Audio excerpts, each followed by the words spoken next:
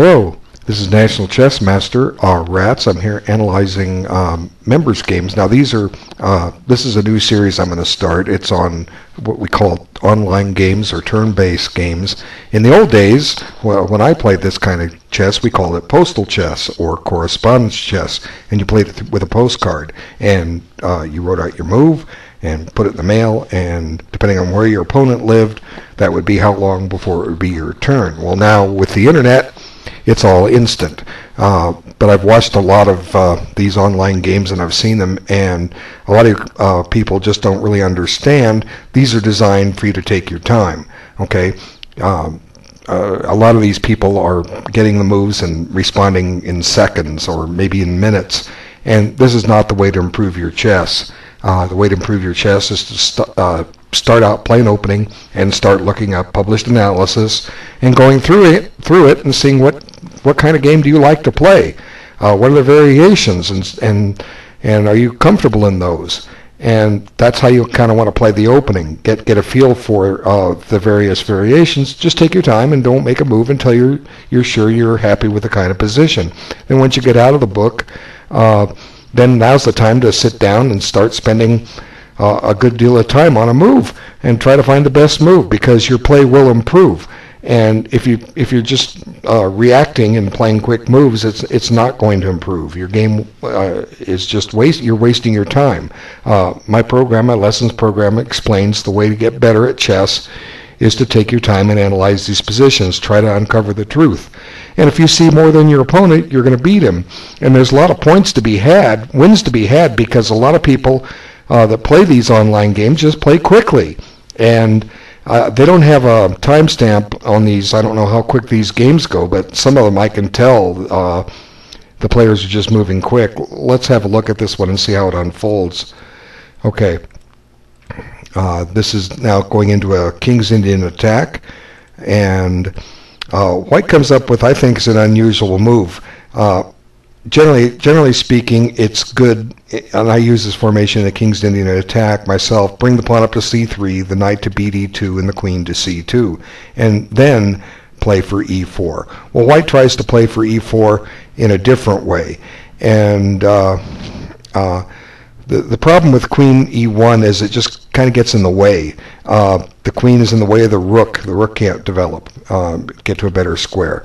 Okay, and we'll see what happens here. He does get his e4 in, but now Black gets everything he wants.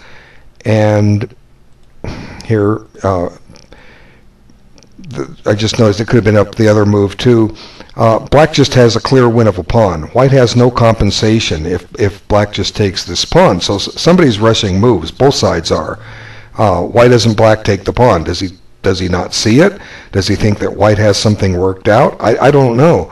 But really, with White's queen side still undeveloped, White has nothing here for the pawn. Black just wins a pawn, but he doesn't see it, doesn't take it, and then the game continues. Now White realizes the pawn's loose, and he brings his queen to d2 to guard it. Now the queen's moved twice in the opening, and it just shut in the dark squared bishop. Okay, well, the bishop can still develop to b2 or a3. But anyway, now putting the knight on the rim, yeah, it's okay. And White decides to counter in the center. Okay, now that's kind of helped repair the White pawn structure. Black's next move is kind of puzzling too. You know, what's this for? Why voluntarily give up the bishop for the knight? You know, there's some tactical shots with knight takes e4. You know, it just gets puzzling. Anyway, now here Black goes from having the better game pretty much to having a kind of a bad game, because now White just gets an protected pass pawn. Now White has the two bishops. The position is kind of locked for the bishops, but the lines will open up. Those bishops will get active. So Black has basically handed White a winning position in one move. White just has to squeeze Black to death here. Okay, so queen d6, and Now a little bit of pressure. Now black just continues to make weaknesses on his queen side. Now white just has to set up a pawn break. But it's probably better, white does break with the pawns now. It might be better to get those rooks developed first, so that when the pawns are exchanged, the rooks are on open lines. So, moves to consider a rook fc1 here, rather than just break right away. Okay, so one can sit and has time to figure all these things out. Then just go ahead and play a reasonable move for your opponent and just kind of get a feel. This is how you learn to analyze a position. Play the moves that you think are the best moves. If you pick developing moves, moves that activate pieces in your variations, you'll get a pretty good feel for how these games are supposed to go, or could go, and unlock the potential of your pieces and your brain, and get yourself used to looking at chess. Okay, so now that helps a little bit. White's got a little bit more open lines now, and black's just kind of floundering, and this is good. Get the rook activated.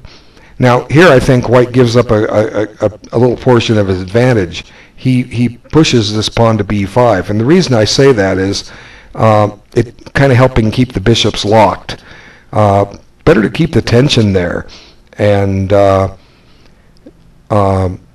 instance, if black ever exchanges on b4, if there's wholesale exchanges, queens come off, white still has his protected passed pawn, and black has an isolated pawn that's a weakness, and it's being guarded by a really bad bishop.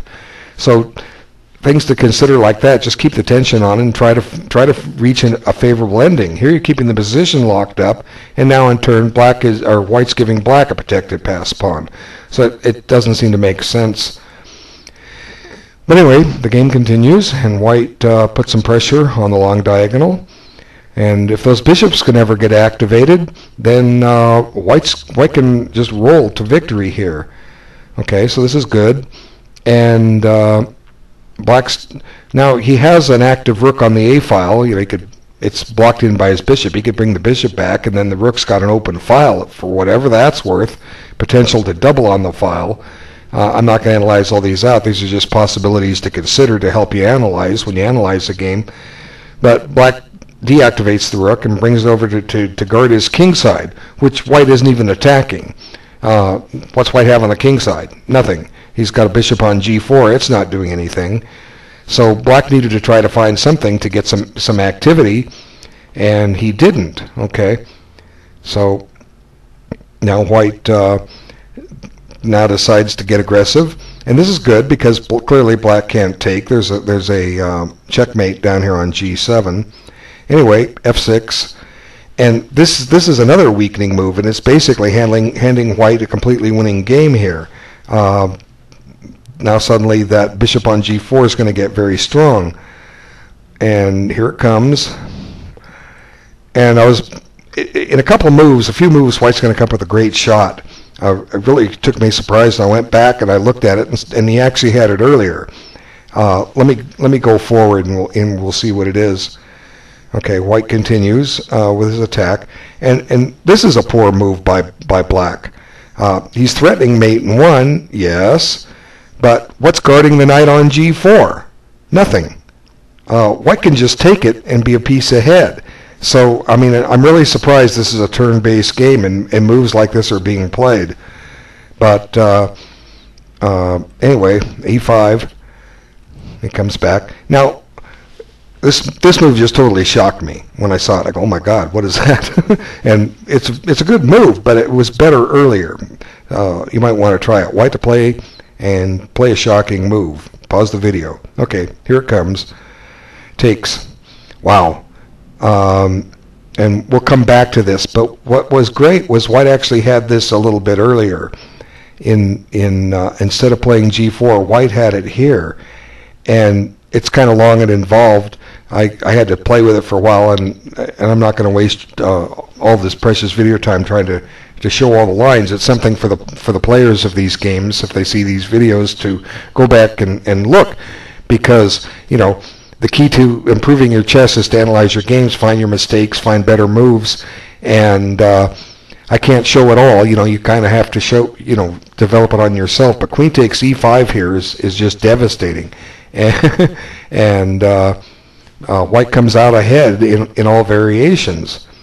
Okay, so anyway, now suddenly instead of taking the knight, goes into this, and it's still good, but it's still a little bit of a comedy of errors. And there's the follow-up. And clearly, black can't take the bishop. He's going to be checkmated, so he has to come back. And now we grab this rook and can't take that because it's coming back. Anyway, there's some wins in here for white, and he kind of misses them, and it goes beyond the scope of this video. I like to send, I know the white player this is going to be interested in this game, and I want to send him back to the drawing board and sit down and study this game and work the things out. And that's basically the key to improvement. And the game is I think that was, white had one more winning shot. Get that d6 pawn running. No use, no reason to weaken the back rank. If white runs that d pawn, I think he's going to win, and I'll leave that to white to verify. But now the game, he weakened his back rank before he did it, and I think black has perpetual check, and they agreed to a draw here. So technically, black had the better game early, could win a pawn, and then white had the better game and was clearly winning, and then the game ended up a draw. So generally, you don't want, once you get an advantage in a correspondence game, you want to keep it, okay? Over the board games are the ones where the pendulum swings back and forth, and you go from a winning game to a drawn game or something like that.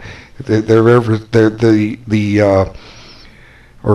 minute. Over the board games can go back and forth. You can be winning one move, losing the next, then drawing, and kind of go back and forth. But in an online game, in a correspondence game, once you have an advantage, you're supposed to keep it.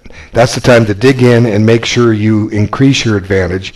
And especially if players are playing quickly, you're going to do it. This is how I've won a great number of my games here online, because my opponents are playing too quick. And give me 20 minutes, 30 minutes, and I'll find the best move. I might, if I play impulsively like they are, I might say, "Oh, I'm tempted to do that," and then I will find if I analyze it out a little bit that I really can't do the thing they're trying to do. But I just sit calmly, take some time, work out the variations, and I'll find a better move, and leave my opponent kind of embarrassed. So you want to take your time in your games. This is so important. You've got. Most of these things are 3-day move. You've got time, and if you're playing too many games, don't start anymore. Get the game load down, then pick up a few. Okay, they had another game. Let's look at that one. Okay, he takes after my Nimzovich defense, and now we're kind of odd. Whatever. You don't usually see that too much, but I guess it's working out. And black's being very aggressive here. And what I like about this, I really think this is out of book, is that black's playing actively and challenging the white center right in the beginning. And if white's careful, white can probably get an advantage here in the opening. But white's playing quickly, and actually either side can get an advantage here real fast. Okay, so it's one of the risks of playing quick moves. I don't know if white should be quick to open up the board like this, simply because black's a little better developed, and the side that's a little better developed is going to take advantage of the lines that are opening up.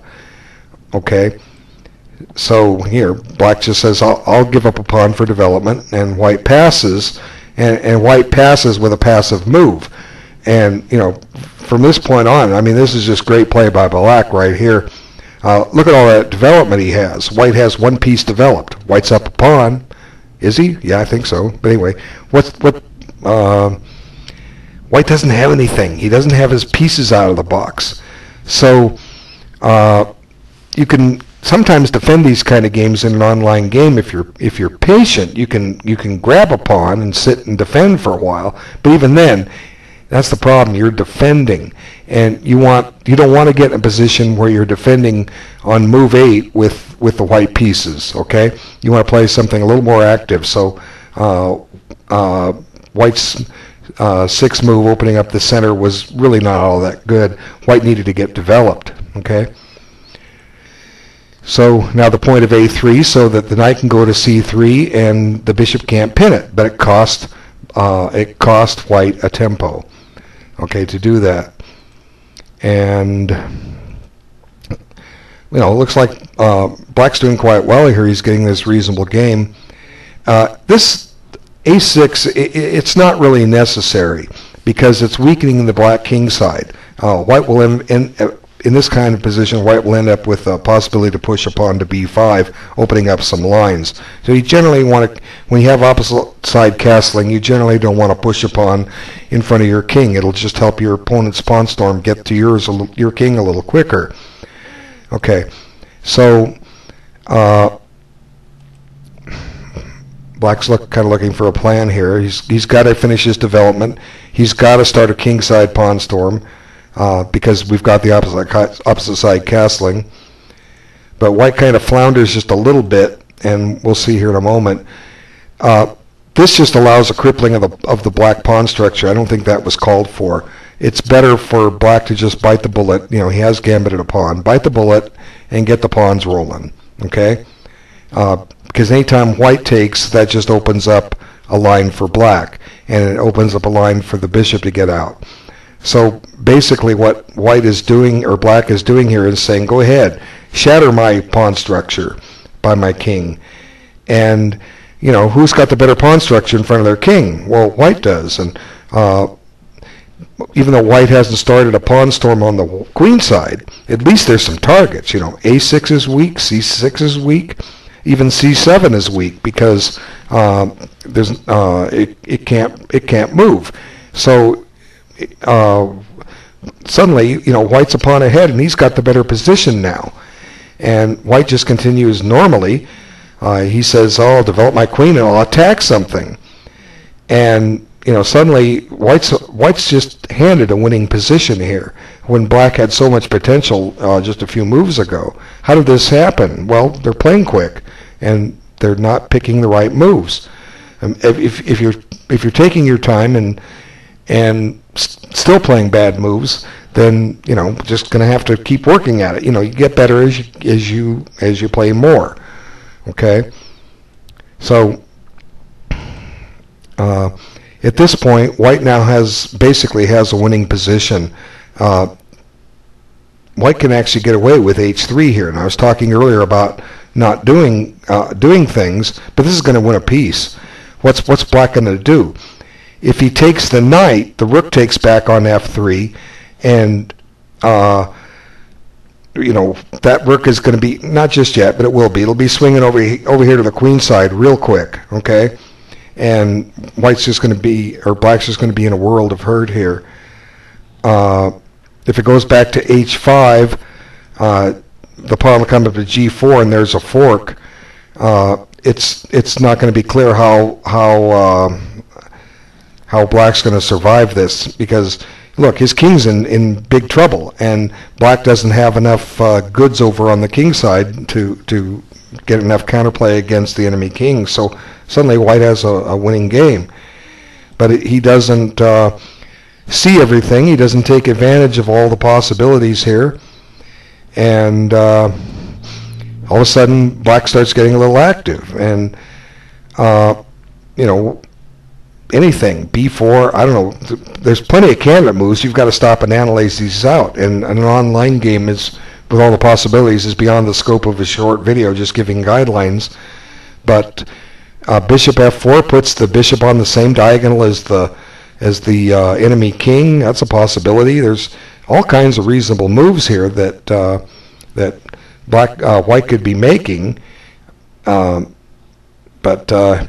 instead he just gives the check, which kind of takes some of the pressure off the black king.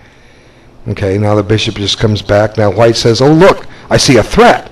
I can play a4, then I'm planning a5, and I pin and win the piece." But it's slow. It's just basically too slow. Black has opportunities here, and he finds them. Okay, so now he takes this off, and White realizes that his back rank's in a little trouble. He can't take back with the rook because he's going to get back rank mated. And one of the reasons he's back rank mated, it would be back rank mated, is this bishop on c1 that I'm kind of wiggling here. It's been screaming to come out the entire game, and it never has. I was just talking about putting it on f4. It puts on the same diagonal as the enemy king, and it, for what it's worth, it helps support h2. But White just gotten too carried away and didn't analyze. He didn't analyze forcing responses, and so these kind of combinations are easy to see. Anytime you make a capture or a threat, unless there's what we call a Zwischenzug, an in-between move to upset the apple cart, the variations are forcing. There's not all that much you have to look at. Okay, so here Black comes up with a really good move that White just simply didn't look for, and it's a great move by Black. I'll let you pause the video, see if you can find it. Okay, here's the move. Resume the video. Rook d1. Now, most people wouldn't play a move like that. They wouldn't even think of a move like that. But used in theme with everything else, the White king has suddenly become a bit exposed. The rook is guarding f3. If the queen could take f3 safely, it's checkmate. So here, Black comes up with a deflection move, getting rid of the defender of f3. What's White going to do? If he brings his bishop out now, it doesn't really do him as much good, because the rook's going to take on a1, and then if the rook takes, so it's doing the same thing it did before. It's taking it away from protection of f3. So suddenly, White's lost. And let me just point at this position again, simply because he saw this position here and said a4 threatens a5. And he didn't even take into account what Black may do. Suddenly, Black's has been getting pieces over on the king's side. Okay. So anyway, let's get back up to the game. Say rook d1. So White. It doesn't really matter what White does. He's pretty much lost in every variation. This just gives up the rook. It gives up something here. You'll see. Now Black has a combination. That's what it gives up. And the pawn is pinned. So it's a simple knight fork. Win the queen. And now White could safely resign. But he plays one more move, and now he plays the move that he planned earlier to win that bishop, but the queen's no longer on the board, pinning it, and Black just wins with a mate and one. So if you look, either side could have won both games. Either side. Black should be kicking himself he doesn't have two wins. He should also be thankful he doesn't have two losses. Hopefully everybody that looks at this will learn and just dig in a little harder. Spend some time on these games. It's not a race. We didn't play like this when we had postcards. You basically had you either 3 days a move, or they would play a nice time control 10 moves in 30 days. If you answered your if you got the move in the afternoon, spent the evening looking at it, filled out your postcard and put it in tomorrow's mail, you'd be assessed with 1 day. So now you would have 29 days for your next 10 moves. And then if you later got in a bind and had to take a week or two on a move, you could do it without any penalty. Here, with this 3-day move thing, if you don't move in every 3 days, you're going to forfeit. You don't gain back any bonus for the accumulated time. So it's a little different, but it's still the same. It's still chess, and it's meant to be analyzed, not blitzed. Okay? They don't give a single title, Grandmaster, International Master, whatever. They don't give a single title for blitz chess. They don't. Okay? And online chess is the slowest chess there is, and you can play your best chess at it if you take your time. Okay? Thanks for your time. Appreciate you looking. Take care.